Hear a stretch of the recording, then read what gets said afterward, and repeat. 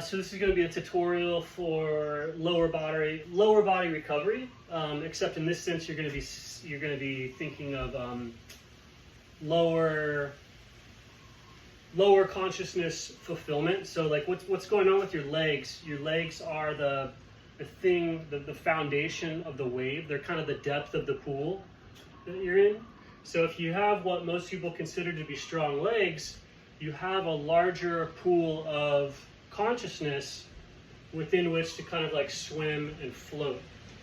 So this is going to be what looks like leg centric, but I really want you to start feeling your instead of seeing it as legs, feel your water column. And so we're focusing on the bottom part of the water column, which is in essence changing. It's moving a wave so much that it kind of feels like you're changing the depth of the pool. So as you do these exercises, you're feeling that you're bringing the depth of your pool down and up. And you want to feel like, so if I already worked out today, so I'm tired, but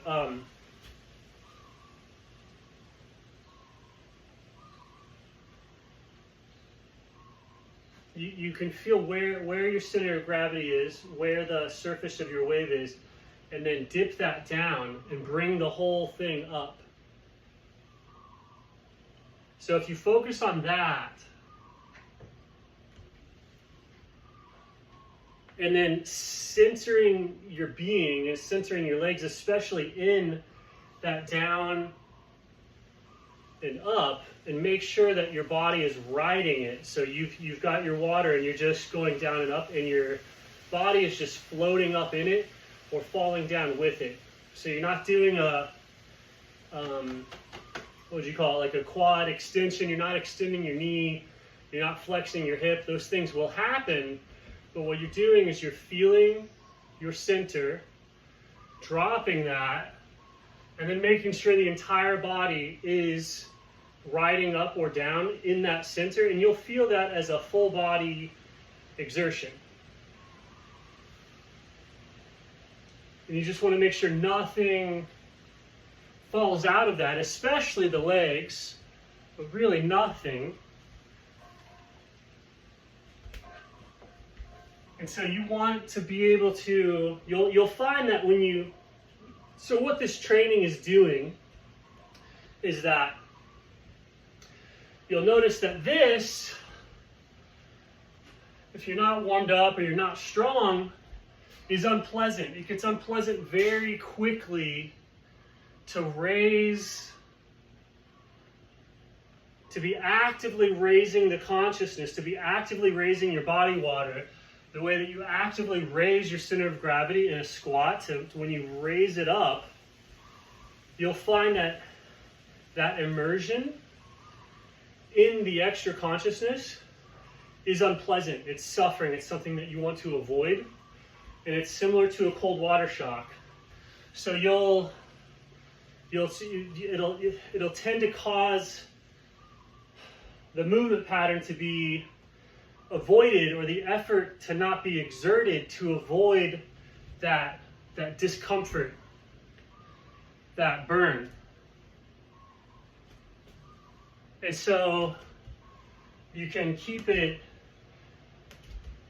movement so that your legs are in it. You can know when your legs are in it, because it starts to be as uncomfortable as being in cold water. It's almost identical.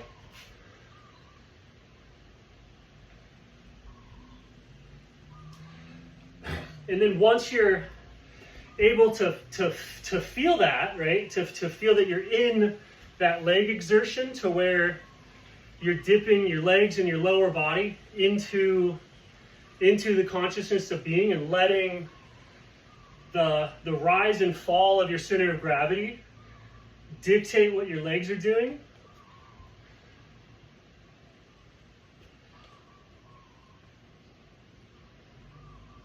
Noticing that and studying it lets you instantly fall into that space, and so then you're suddenly centered in your body water, And then this takes the weight, or applies weight and applies pressure to things. And that's just what leg strength is. As you dip into leg strength, the body becomes, it floats.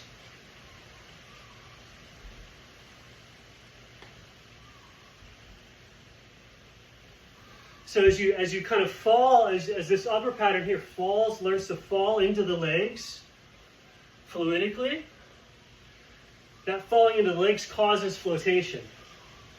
If you're deconditioned or unused to this, falling into the legs also causes pain and discomfort. But fundamentally, you're trying to figure out how to learn how to fall into the legs and stay fallen into the legs even if the movement pattern gets, really high or really low. You want to stay fallen into the legs as much as you do when you're doing something more basic like a squat or a lunge.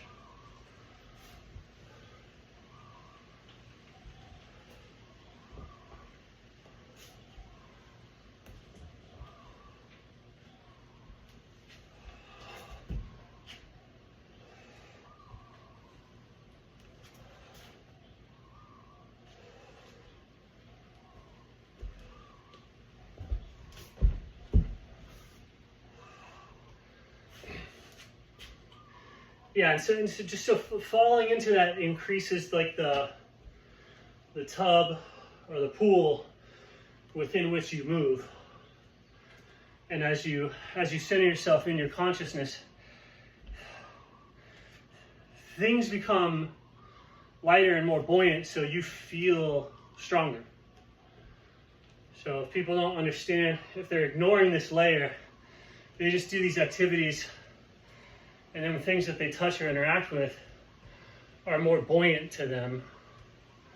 And so it makes them look stronger, but it's just from the centering in their consciousness. Then when they do a movement or they pick something up and place it into their consciousness, they're able to float it, to squeeze that leg energy out and envelop the weight with it, is what allows somebody to float. So a lot of this consciousness that you can like go out and pick up an object with comes from the muscles. And as you envelop the thing in consciousness, it changes the density of the object.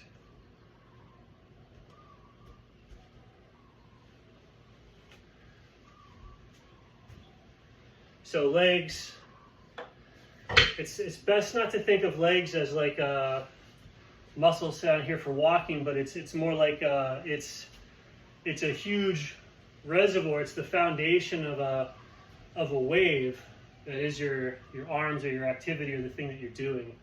It's a potentially a big ocean or a big wave within which you can envelop the objects or the activity or the whole body.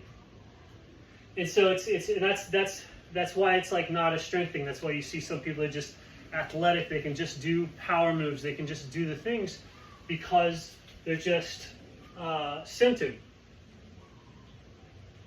And so just being centered doesn't require very much muscles.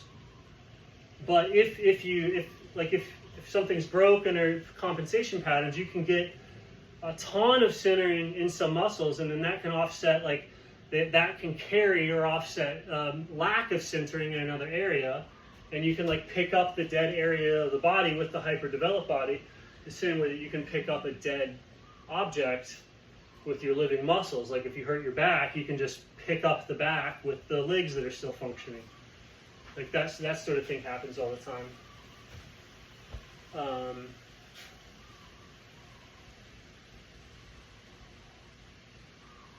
Yeah, so that's leg rehab. I mean, it's just you just choose whatever leg exercise you want,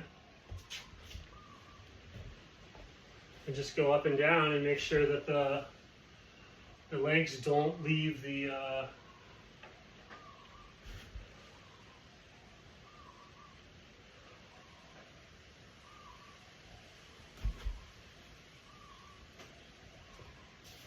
field of the blood supply. Like, make sure the legs are like fully centered in the blood, the circulation.